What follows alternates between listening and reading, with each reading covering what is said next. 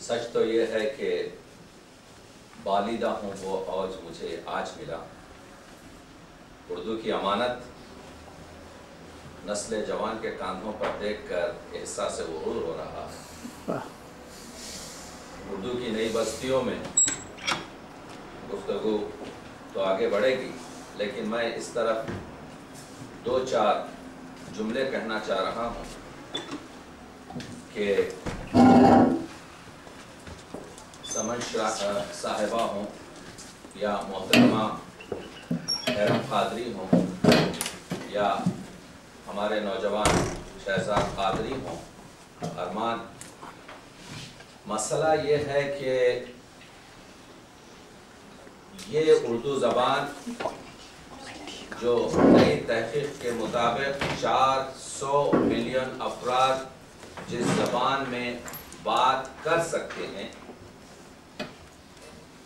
اور جو یونیسکو کے لحاظ سے 5ویں دنیا کی بڑی زبان ہے،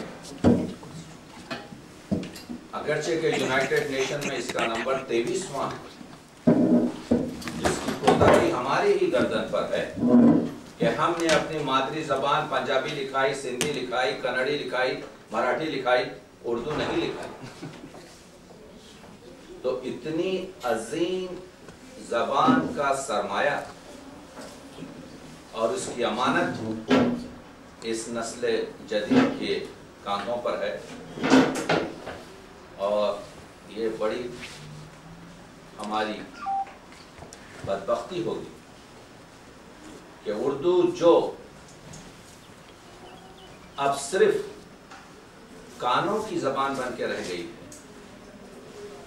کہ اگر آپ کہیں کسی کو پانی دے تو آپ کو پانی دے سکتا ہے، لیکن وہ آنکھوں کی زبان نہیں رہی. اردو معاملہ میں اردو اب صرف کانوں کی زبان بنتی رہی ہے.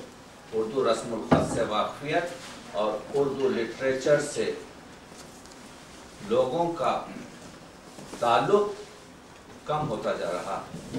تو یہ اہلقلم.com جس موضوع پر زیادہ زور دیا گیا کہ اوزان و بحورے اور علم عروض اور علم خافیہ، تاکہ شاعر اپنے آپ اشعار کی تختی کر سکے، ایک اچھا قدم ہے. آج سے 15-16 سال پہلے میں نے رموز شاعری جب لکھی تو مرحوم شان اللہ خفتی نے کہا تھا کہ اتنی آسان عروض کی کتاب میری نظر سے نہیں گزری، کیونکہ ہم نے اس میں ایرانی تختی ہجائی کو میں نے شامل کیا تھا. بہت ضروری ہے اس وجہ سے کہ ہمارے پاس کلاسک شاعری میں اترتا ہوا ہمارا ابھرتا اور نوجوان شاعر اپنے آپ کو اطمینان بخش محسوس نہیں کرتا، کیونکہ ہمارے پاس جو کہنا اور مشاق شاعر ہیں ان کی ذہن صرف وزن پر اٹے رہتے. وزن اہمیت کی چیز ہے، لیکن شاعری کی جان ہے، بہت مہم چیز ہے. شعر وزن رکھے، خافیے اور ردیف کے عیوب سے پاک رہے. تو میں مبارکباد دیتا ہوں ان تمام نوجوانوں کو جنہوں نے یہ اقدام کیا، کیونکہ ایک زمانے میں ہمارے پاس 6-7 ہزار صاحب بیاض ہوا کرتے تھے. آج میری نظر میں 200 کے قریب بھی جدید شاعر مجھے نظر نہیں آتے، جبکہ اردو سمجھنے والوں کی تعداد میں تقریباً 3 برابر اضافہ ہوا. تو اس وقت میں بہت ہی مستند طریقے سے یہ کہہ سکتا ہوں کہ اردو شاعری کی تخلیق بحران میں ہے. لوگ یہ کہتے ہیں کہ ہماری قوم میں صرف شاعر ہیں، یہ غلط بات ہے. شعراء کم ہوتے جا رہے ہیں اور ان کی ہمت افزائی نہیں ہو رہی ہے. تو آپ نے جو اقدام کیا ہے اہلقلم.com، یہ ایک بہت سودمند اور مثبت قدم ہے. یہ جملے میں چاہ رہا تھا کہ آپ مخصوصاً آپ نے ہائیڈلبرگ سے یہ اقدام کیا، اور آپ کو معلوم ہونا چاہیے اگرچہ کہ علامہ اقبال نے ہمیشہ اس بات کی کوشش کی کہ یہ بتائیں کہ مجھے شاعر نہ کہو، یا میں شاعر نہیں ہوں، یا اگر میں حسن نظامی کی طرح سے نثر کہتا تو کبھی شعر کو اپنا پیرایا نہیں بناتا، لیکن بہت ہی آپ کے مستند طریقے سے اور اتھینٹک طریقے سے آپ کے سامنے میں پیش کر رہا ہوں کہ علامہ کے اتنا حساس شاعر کوئی نہیں تھا کہ علامہ کو اگر کوئی شخص کہہ دیتا کہ آپ کے اس شعر میں یہ جھول ہے، محاورے میں یہ خرابی ہے، وزن میں یہ حرف دب رہا ہے، تو علامہ اس رات کو نہیں سوتے تھے۔ اس کے لیے میرے پورے پاس موجود ہیں۔ آپ کو معلوم ہونا چاہیے کہ علامہ کی پہلی نظم 1894 میں شائع ہوئی دہلی میں، لیکن علامہ نے پورے 30 سال کے بعد اپنا اردو مجموعہ پہلا شائع کیا 1924 میں۔ تو 30 سال انتظار اسی وجہ سے کیا تاکہ کسی مصرے میں کچھ جھول نہ رہے۔ یہی نہیں بلکہ علامہ جیسا مستند اور اچھا شاعر ایسی سخت نظم لکھتا ہے اپنے ایک مخالف کے خلاف، جس نے علامہ کے شعر پر تختی اور وزن اور خافیے کے عیوب نکالے تھے کہ اگر آپ کو اس کے چند شعر سناؤں تو آپ اپنی انگلی دانتوں میں رکھ کر کہیں کہ یہ علامہ کے شعر ہیں۔ جی ہاں، یہ علامہ کے شعر ہیں، اور جس کو اقبال اکیڈمی نے بھی باقیات اقبال میں شائع کیا ہے۔ تو علامہ بہت حساس تھے وزن کے بارے میں اور اس چیز کے بارے میں، مگر میں یہ کہتا ہوں کہ میں علامہ کو سلوٹ کرتا ہوں، ان کو سلام کرتا ہوں، کیونکہ محاورے اردو معلیٰ کی گلیوں میں اور بازاروں میں پھرنے سے حاصل ہوتے ہیں۔ محاورے پنجابی ماں کی گود میں رہ کر اگر کوئی اردو میں شاعری کرے تو ہم اس کو سلام کریں، کیونکہ اس کے نام ہائیڈلبرگ سے علامہ کا تعلق، اور یہاں سے اردو شعر کی خوبصورتی اور سنوارنے کے مسئلے کی یہ اپج آپ لوگوں کے لیے قابل مبارکباد ہے، اور میں سمجھتا ہوں کہ اس سے آئندہ لوگوں کو فرق ہوگا۔ آپ کو یہ بھی معلوم ہو کر تعجب ہوگا کہ علامہ اقبال نے اسی مسئلے کے تحت تقریباً اپنے 35% کلام کو نکال کر پھینک دیا، جو اب اس وقت میرے پاس بھی موجود ہے، آپ کے پاس بھی موجود ہے، باقیات اقبال مسلسل چھپ رہی ہے، اور آپ تعجب کریں گے کہ کیوں علامہ نے اتنے خوبصورت اشعار نکال کے پھینک دیے۔ 62 بند کا جو شکوہ جواب شکوہ ہے، یہ جب چھپا تھا تو اس وقت اس میں 12 اور بند تھے۔ 12 اور بند اگر آپ پڑھیں تو میں اگر وہ شاعر کی جگہ ہوں تو میں تو وہ آپ کے ردی میں نہیں ڈالوں گا اس کو، بلکہ اس کو رکھوں گا۔ علامہ نے صرف اسی وجہ سے نکالے تاکہ لوگوں کے نکتہ چینی کا آپ کے آئینہ نہ بن سکے۔ یہ گفتگو اس وجہ سے ہوئی۔ میں ممنون ہوں پروفیسر کرسٹینا صاحبہ کا کہ وہ یہاں پر تشریف رکھتی ہیں ہائیڈلبرگ کے متعلق، اور یہاں سے آپ کو تعجب ہوگا، میں بھی اپنے دوستوں سے ذکر کر رہا تھا، کیونکہ میں کوئی مقالہ وغیرہ نہیں پڑھنے والا ہوں، لیکن انشاءاللہ ہم جب اس محفل سے اٹھیں گے تو کچھ سوالات رہیں گے، اور کچھ سوالات کے جوابات آپ کو میں ابھی آپ کی خدمت میں پیش کروں گا، کیونکہ میرا انداز کتابوں میں تو میں اپنی تحریریں لکھتے رہتا ہوں، مضامین تو میں نے آپ کے جو ہے درجنوں لکھے ہیں، لیکن جب اہل قلم کے سامنے آتا ہوں، مخصوصاً ابھی ذکر ہوا اردو کے مسیحا کا، آپ کے شہر کے، آپ کے اس ملک کے سید اقبال حیدر صاحب کا، جو یہاں پر باعث محبت ہیں اور ان تقاریب کو انجام دیتے ہیں، جو بڑی وہ ہے۔ یہاں پر جو اشخاص میرے دوست احباب بیٹھے ہیں، ایک ایک کا نام اگر لوں تو دیر ہوگی، لیکن ان کے ہر ایک کا میں ممنون ہوں کہ اس محفل میں تشریف لائے۔ مجھے میرے حقیر مطالعے میں کہیں مجھے نہیں ملتا کہ اقبال نے لندن کی یا دوسرے مقامات کی جو سیر کی ہے، زبان کی نوعیت سے تعریف کی، لیکن اس مقام کی اور جرمنی کی اقبال نے بڑی تعریف کی ہے۔ تو اقبال کے ہی الفاظ میں آپ کو سناتا ہوں۔ پہلے تو یہ کہوں کہ ہم 2 دن بعد پہنچے. اقبال 22 جولائی 1907 کو عطیہ کے ہمراہ ہائیڈلبرگ آئے اور آج میں سمجھتا ہوں 24 جولائی.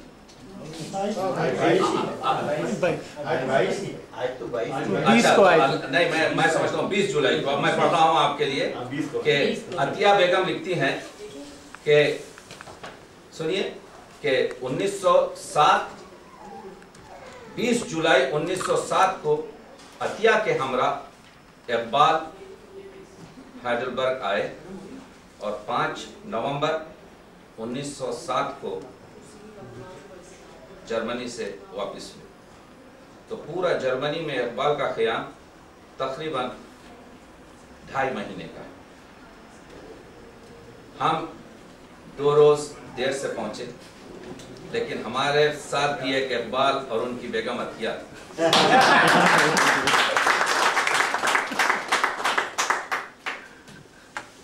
اقبال لکھتے ہیں مسئلہ یہ ہے کہ میں جیسا آپ کی خدمت میں عرض کیا تھا کہ کوشش یہ کر رہا ہوں کہ گفتگو اسی سینس میں رہے. اقبال کہتے ہیں کہ عطیہ کے قول کے مطابق, کیونکہ عطیہ کی کتاب سے میں کوٹ کر رہا ہوں, کہ جرمنی نے اور ہائیڈلبرگ اقبال کو کیا دیا. عطیہ بیگم wrote, Germany seems to pervade his being, and he was picking knowledge from the trees that he passed by and the grass he trod on. Breathing in the country of his favorite poet Goethe, his poetic talents peaked, and when he reached Heidelberg for improving his German language, he was fortunate enough to have the company of such females who, as an embodiment of beauty and intellect, inspired him both emotionally and intellectually. Among these young women who provide for him a lyrical scenario, Emma Wegenist was the only German lady with whom he had a special attachment. Unquote. یہ وہ خاتون کا جملے میں نے پڑھے جو علامہ کے ساتھ ہائیڈلبرگ میں آئی. اقبال نے جرمنی کو, اور کہتے ہیں اقبال کہ اگر اپنے دوستوں سے کہتے ہیں کہ اگر تم کو معلوم کرنا چاہتے ہو کہ فلسفی کیا ہے اور ارتقاء ادب کیا ہے اور زبانوں کی اقدار کا مطالعہ کیا ہے تو جرمن زبان. یہ جملہ اقبال نے کسی اور ادب کے لیے نہیں کہا. یہ باتیں میں اس وجہ سے کہہ رہا ہوں کہ ہم کو یہ چاہیے کہ اقبالیات کی ریسرچ کے سلسلے میں جو گفتگو ہو, جو مقالے لکھے جائیں, جو تھیسس لکھے جائیں, وہ نئے قلمروں پر ہوں. بہت کچھ اقبال کے چبے ہوئے اور گھسے پٹے مسائل پر گفتگو ہو چکی. ان نئے نئے چیزوں کو دریافت کیا جائے, اس کی ضرورت ہے. لکھتے ہیں, میں یہ چاہ رہا ہوں کہ اپنی اس گفتگو کو 3 حصوں میں تقسیم کروں. ایک یہ کہ اقبال اور جرمنی, دوسرے اس چیز کے بارے میں گفتگو کروں جو اقبال کی روح بھی تڑپتی ہے کہ اس چیز پر گفتگو ہو اور اس پر گفتگو نہیں ہوتی, وہ ہے اقبال کا جاوید نامہ. دیکھیے, جاوید نامے کے تعلق سے جب میں آؤں گا تو آپ کی خدمت میں عرض کروں گا کہ اگرچہ کہ کہا گیا کہ اقبال کی سب سے عمدہ کتاب اقبال کے خطبات ہیں, The Reconstruction of Thought in Islam, جس کا اردو ترجمہ تشکیل الہیات ہو, لیکن اصل میں ان کا جو تخلیقی پاور ہے وہ ہے جاوید نامہ. یہ 1837 اشعار پر ہم تقریباً کچھ منٹ گفتگو کریں گے. اور پھر اس کے بعد اقبال کا ایک فلسفہ جس کو فراموش کیا گیا، جس کو نظر انداز کیا گیا، اقبال کا فلسفہ عشق و مستی، جس پر میں نے 4 مصرعوں کی تجزیہ 400 صفحات میں کیا ہے، آپ کے گوش گزار کروں گا، اور پھر اس بات کے بعد 10-12 منٹ جو سوالات ہوں گے، تاکہ ہم جب اس نشست سے اٹھیں تو ہم ایک فکر کے ساتھ اٹھیں کہ اس مفکر نے ہمارے لیے کیا چیزیں فراہم کی ہیں۔ تو پہلے میں اس سرسبز وادی سے گزرتا ہوں کہ اقبال کے متعلق یہ بات ہوتی ہے کہ ہائیڈلبرگ کا جب مسئلہ پیش آتا ہے، جب جرمنی کا مسئلہ پیش آتا ہے، تو اقبال کی ڈاکٹریٹ کی بات ہوتی ہے جو یونیورسٹی آف مونک سے ہوئی، جس کا ٹرانسکرپٹ جرمن زبان میں ہے، اگرچہ کہ اقبال کی جرمنی اتنی اسٹرانگ نہیں تھی، لیکن وہ ٹرانسلیٹڈ فارم میں ہے، اور اقبال کا پورا ورک بہرحال انگریزی میں تھا، لیکن آرنولڈ تھامس کے کہنے پر اقبال نے عطیہ کے ساتھ ہائیڈلبرگ اور جرمنی کا سفر کیا۔ وہ ایک بات چیت ہے جس پر اسکالرز نے گفتگو کی ہے، اور وہ چیپٹر تقریباً کلوز ہوا ہے۔ یہاں پر جب اقبال آئے ہیں ہائیڈلبرگ 20 جولائی 1907 کو، تو یہاں پر ایک چھوٹا سا اسکول تھا جس میں فارن میڈیکل اسکولوں، فارن اسٹوڈنٹوں کو تعلیم دی جاتی تھی۔ اقبال نے اس اسکول کو جوائن کیا، جس میں کچھ ٹیچریں تھیں، اور جس خاتون کا ذکر اقبال کے نام کے ساتھ آتا ہے، جس کے فرسٹ نیم سے میں کہہ رہا ہوں ایما، ان کی عمر اس وقت 28 سال تھی۔ Iqbal was attached to this woman, کیونکہ ہمارے پاس اس وقت دستاویزی لحاظ سے اقبال کے 27 خطوط ہیں جو 1907 سے لے کر 1932 تک لکھے گئے، اگرچہ کہ ایما 1964 میں ہائیڈلبرگ میں انتقال کیا اس نے۔ وہ پہلے ٹیچر رہی، اس کے بعد کوئی 30-35 سال تک یہاں پر ایک ہاسپٹل تھا، اس ہاسپٹل کی ٹیکنیشین رہی، and she retired, and after that 1964 she died. ان کے مرنے کے بعد یہاں پر پاکستانی اٹیچی سے جو ممتاز حسین جیسا ادیب یہاں پر پاکستانی کونسلر سے تھے، تو کسی طریقے سے انہوں نے اپروچ کر وہ 27 خطوط حاصل کیے جو اقبال نے ان کو لکھے تھے۔ 80% خطوط انگریزی میں ہیں، 20% خطوط کیا کہتے ہیں آپ کے جرمنی میں ہیں۔ ان تمام خطوط کا ترجمہ ہوا ہے، ان تمام خطوط کو پیش کیا گیا ہے، اس میں انٹیمیسی ہے، اس میں محبت کے الفاظ ہیں۔ اقبال کے 1496 خطوط کو میں نے کھنگالا ہے، میں ہر ایک خط اقبال کا پڑھ چکا ہوں، لیکن جب ان خطوط کو میں پڑھتا ہوں تو اس میں عشق کی خوشبو کو پاتا ہوں۔ اب آپ کو ریفرنس میں پیش کر رہا ہوں کہ in July 1930 Iqbal wrote to Emma, you remember that? Goethe said in the moment of his death, more light. Death openeth the way to more light and carries us to those regions where we stand face to face with eternal beauty and truth. I remember the time when I read Goethe poem with you, and hope you also remember those happy days when we were so near to each other. Unquote. In June 1914, Iqbal wrote, I shall never forget the days at the Heidelberg when you taught me Goethe's Faust. In January 1932, Iqbal says, the memory of those days when we were read together Goethe's Faust always come back to me with painful happiness. Germany was a kind of second home to my spirit. I learned much and thought much in that country.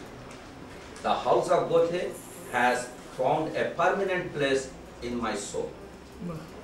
تو کچھ اقتباسات میں نے اقبال کے 27 خطوط سے آپ کی شان میں پیش کیے، آپ کے سامنے اس وجہ سے میں پیش کر رہا ہوں کہ اس طرح کی انٹیمیسی بعض خطوط میں اقبال لکھتے ہیں کہ میں آپ کے خط کو کسی کو پڑھ کر سناتا نہیں، بلکہ اس کو اپنے دل میں چھپا کر رکھتا ہوں اور اس کو کئی بار پڑھتا ہوں۔ تو کوئی بات نہیں، اقبال ایک عاشق مزاج ہے، اقبال ایک رومانس ہے. اقبال کی شاعری کے بارے میں عطیہ نے جو گفتگو کی ہے کہ یہاں پر ہائیڈلبرگ کا یہ سیزن اور ہائیڈلبرگ کا یہ ماحول نے اقبال کو اس بات پر وہ کیا کہ اقبال نے یہاں پر بڑی خوبصورت نظمیں لکھی ہیں. یہ جو اس کا ذکر آئے گا کہ